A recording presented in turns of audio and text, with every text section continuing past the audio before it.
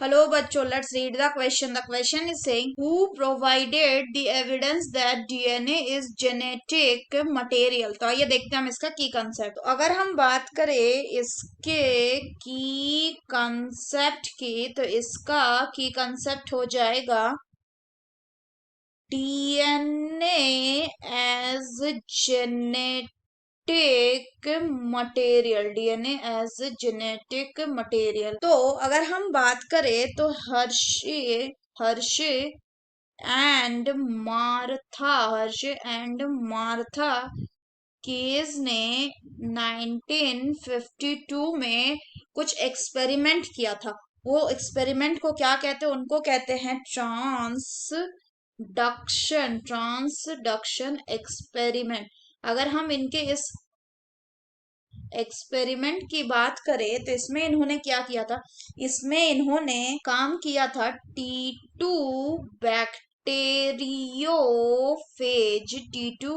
Bacteriophage and E coli पे.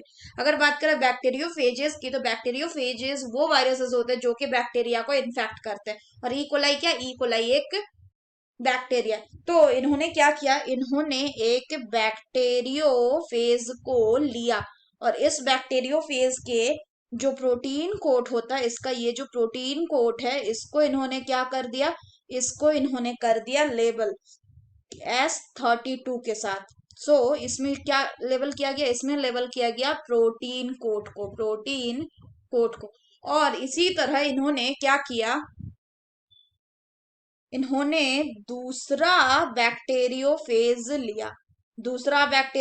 लिया और इस बार इन्होंने किसको लेवल किया? इस बार इन्होंने लेवल किया ये जो बैक्टीरिया का जेनेटिक मटेरियल था, इसको. तो इसको क्या लेवल कर दिया? इसको लेवल कर दिया P32. तो क्या लेवल किया इस बार? इनके जेनेटिक मटेरियल को. इसके बाद इन्होंने क्या किया? अगर बात करें तो दोनों केस में उन्होंने जो बैक्टीरियोफेज था, इसको इन्फेक्ट करवाया. किसमें इसको इन्फेक्ट करवाया? ई कोलाई को. तो क्या हो रहा है यहाँ पे ये जो प्रोटीन वाला कोट इनका लेवल्ड है, ये बैक्टीरियोफेज किनको इन्फेक्ट कर रहा है? ये एक ई कोलाई को इन्फेक्ट कर रहा है. और ये क्या कर रहा है? ये अपना जेनेटिक मटेरियल यहाँ पे रिलीज कर दे रहा है. और इसका कोड क्या है? S32 है प्रोटीन का.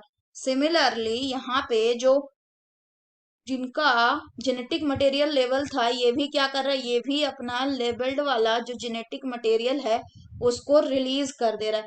और ये कैसा रिलीज्ड है? ये कैसा है? ये P32 लेवल्ड है. P32 लेवल्ड इनका जेनेटिक मटेरियल है.